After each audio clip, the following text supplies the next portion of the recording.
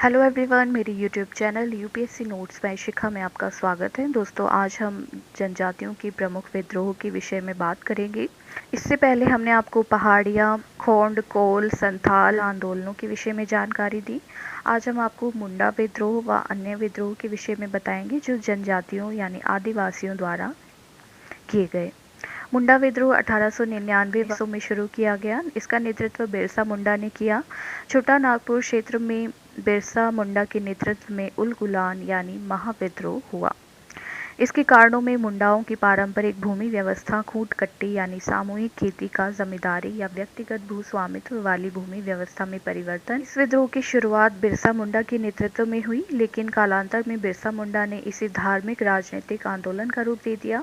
1899 में क्रिसमस की पूर्व संध्या पर बिरसा ने मुंडा जनजाति का शासन फिर से स्थापित करने ठेकेदारों, जागीरदारों, राजाओं, हाकिमों के विरुद्ध विद्रोह का आह्वान कर दिया तथा ब्रिटिश समर्थकों व मुंडा जनजाति के बीच भयंकर युद्ध हुआ। इस विद्रोह में महिलाओं की भी उल्लेखनीय भूमिका रही। फरवरी 1900 में बिरसा मुंडा को सिंह भूमि में गिरफ्तार कर रांची जेल में डाल दिया गया, जहां जून 1900 में उसकी मृत्यु हो गई। आंदोलन के परिणाम स्वरूप अंग्रेजों द्वारा छोटा नागपुर काश्तकारी कानून बनाकर कृषकों के अधिकारों को मान्यता दी गई और बेट बेगारी यानी जबरन बेगारी पर प्रतिबंध लगा दिया गया। चुआर विद्रोह 1768 ईस्वी में हुआ। इसका नेतृत्व दलभूम, कैलापोल, ढोलका व बाराभूम के राजाओं ने किया। इस विद्रोह के कारणों में बढ़े हुए भू राजस्व व अकाल एवं अन्य आर्थिक संकटों के कारण मेदिनीपुर जिले की आदिम जाति के चुआर लोगों ने प्रशासन के विरुद्ध हथियार उठा लिए। 1760 में संपूर्ण मेदिनीपुर जिले पर ब्रिटिश कंपनी का कब्जा हो गया और 1765 के आसपास के क्षेत्रों और महाल पर भी कब्जा हो गया। 1768 में दलभूम के शासक जगन्नाथ दल ने अपने क्षेत्र को उजाड़कर वीरान कर दिया ताकि कंपनी को इस क्षेत्र पर अधिकार करने पर कुछ भी प्राप्त ना हो। चुआर को संगठित कर उसने कंपनी के विरुद्ध बगावत कर दिया। बगावत का बिगुल बजते ही ढोलका, कैलापाल, बाराभूम के राजाओं ने कंपनी को राजस्व न देने की घोषणा कर दी। लगभग 3 दशक तक कंपनी चुआर विद्रोह से अशांत रही, किंतु धीरे धीरे यह विद्रोह शांत हो गया। खासी विद्रोह 1827 से 33 ईस्वी के बीच हुआ। बर्मा युद्ध के परिणाम स्वरूप कंपनी द्वारा खासी व जयंतिया पहाड़ियों पर नियंत्रण के बाद ब्रह्मपुत्र और सिलहट के बीच सैन्य मार्ग स्थापित करने के लिए यानी असम व सिलहट के बीच सैन्य मार्ग स्थापित करने के लिए एक सड़क बनाने की योजना बनाई। सड़क निर्माण के लिए मजदूरों की बलपूर्वक भर्ती किए जाने के कारण खासियों ने अपने सरदार तीरथ सिंह के नेतृत्व में खासी विद्रोह शुरू कर दिया। सन 1833 में सैन्य कार्यवाही द्वारा इस विद्रोह को दबा दिया गया। रमोसी विद्रोह 1822 में शुरू हुआ। इसके बाद ये 1825 में शुरू होकर 26 तक चला। इसके बाद ये 1839 से 41 के बीच हुआ।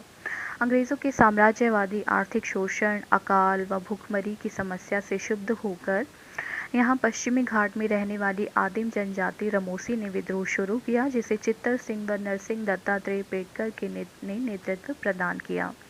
1822 में चित्तर सिंह के नेतृत्व में रमोसियों ने सतारा के आसपास का क्षेत्र लूट लिया तथा फिर से 1825-26 में पड़े भयानक अकाल से प्रभावित होकर रमोसियों ने उमाजी के नेतृत्व में अंग्रेजों के विरुद्ध विद्रोह प्रारंभ कर दिया। 1839 में सतारा के राजा प्रताप सिंह को पदच्युत कर देने यानी सत्ता से हटा देने एवं उनके देश निष्कासन से विद्रोह पुनः भड़क उठा। 1840 से 41 में बड़ी दंगे हुई। नरसिंह दत्तात्रेय ने विद्रोह कर बादामी का दुर्ग जीत कर उस पर सतारा के राजा का ध्वज फहरा दिया। अंग्रेजी सेना ने बाद में इस विद्रोह को दबा दिया। रंपा विद्रोह अल्लूरी सीताराम राजू के नेतृत्व में शुरू हुआ। यह विद्रोह आंध्र प्रदेश के गोदावरी नदी के उत्तरी क्षेत्र यानी रंपा में साहूकारों के शोषण, वन कानूनों के खिलाफ तथा सूदखोरी, बेगार के विरुद्ध किया गया था। इस विद्रोह के नेता सीताराम राजू, जो एक गैर आदिवासी थे तथा जिन्होंने ज्योतिष और चिकित्सीय उपचार संबंधी शक्तियों से युक्त होने का दावा किया। राजू गांधीवादी थे व असहयोग आंदोलन से इन्हें प्रेरणा प्राप्त हुई, किंतु वे आदिवासी कल्याण हेतु हिंसा को आवश्यक समझते थे। विद्रोह में गुरिल्ला युद्ध नीति का अनुसरण किया गया। मई 1924 में सीताराम राजू की हत्या के साथ ही यह विद्रोह शांत हो गया। मणिपुर व नागा विद्रोह रूढ़िवादिता, अंधविश्वास तथा अतार्किक रीति रिवाजों को समाप्त करके प्राचीन धर्म की उन्नति के लिए मणिपुर के एक युवा नेता रोंगमई जदोनांग ने शक्तिशाली नागा आंदोलन का नेतृत्व किया। अगस्त 1931 में ब्रिटिश सरकार द्वारा जदोनांग को फांसी दिए जाने के बाद इस आंदोलन को 17 वर्षीय नागा युवती गैडिनल्यू ने संभाला। इस आंदोलन को गैडिनल्यू ने सविनय अवज्ञा आंदोलन से जोड़ा और कष्टकारी करों व कानूनों की अवज्ञा करने का आदेश दिया। अक्टूबर 1932 में गैडिनल्यू को गिरफ्तार कर लिया गया। भारत की स्वतंत्रता के बाद उसकी रिहाई हुई। जवाहरलाल नेहरू तथा आज़ाद हिंद फौज ने गैडिनल्यू को रानी की उपाधि से सम्मानित किया। रानी ने जदोनांग के धार्मिक विचारों के आधार पर होरका पंथ की स्थापना की। इस प्रकार यह विद्रोह शांत हो गया। भील विद्रोह राजस्थान की भील जनजाति ने बंधुआ मजदूरी के खिलाफ गोविंद गुरु के नेतृत्व में किया। 1913 में यह आंदोलन इतना प्रचंड हो गया कि विद्रोही भीलों ने भील राज स्थापित करने का संकल्प ले लिया। ब्रिटिश सेना के काफी प्रयत्न करने पर ही यह विद्रोह कुचला जा सका। बस्तर का विद्रोह 1910 में शुरू हुआ। बस्तर के राजा के विरुद्ध जगदलपुर क्षेत्र में यह विद्रोह हुआ। ब्रिटिश सेना ने इस विद्रोह का दमन किया। विद्रोह के कारण थे वन अधिनियमों का क्रियान्वयन और सामंती करों का करारोपण। कोया विद्रोह आंध्र प्रदेश की पूर्वी गोदावरी में शुरू होकर यह उड़ीसा के मल्लकानगिरी जिले तक फैला। 1879-80 में टोमा सोरा ने विद्रोह का नेतृत्व किया। पुलिस ने सोरा को गोली मार दी, जिससे यह विद्रोह खत्म हो गया।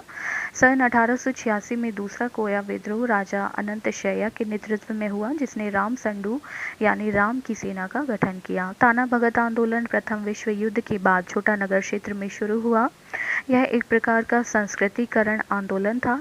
इन आदिवासी आंदोलनकारियों को गांधीवादी समर्थकों ने अपने रचनात्मक कार्यों के माध्यम से राष्ट्रीय आंदोलन से जोड़ दिया। सरकार ने अपनी दमनकारी नीति से इस आंदोलन को भी दबा दिया। अहोम विद्रोह 1828 से 33 के बीच असम में शुरू हुआ।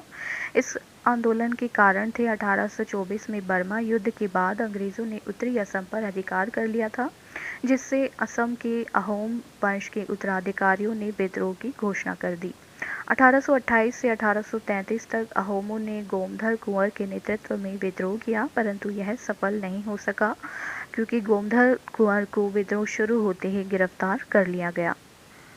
1830 में कुमार रूपचंद के नेतृत्व में अहोमों ने दूसरा विद्रोह की योजना बनाई। विद्रोह होने से पहले ही कंपनी ने शांति की नीति अपनाते हुए 1833 में उत्तरी असम के प्रदेश महाराज पुरंदर सिंह को दे दिए और इस तरह यह विद्रोह शांत हो गया। तो दोस्तों, ये प्रमुख जनजातीय यानी आदिवासियों के आंदोलन रहे जो उन्होंने अंग्रेजी सत्ता के विरुद्ध किए। अगर आपको हमारी वीडियो पसंद आई तो हमारे चैनल को सब्सक्राइब करें और बेल आइकन का बटन दबाएं।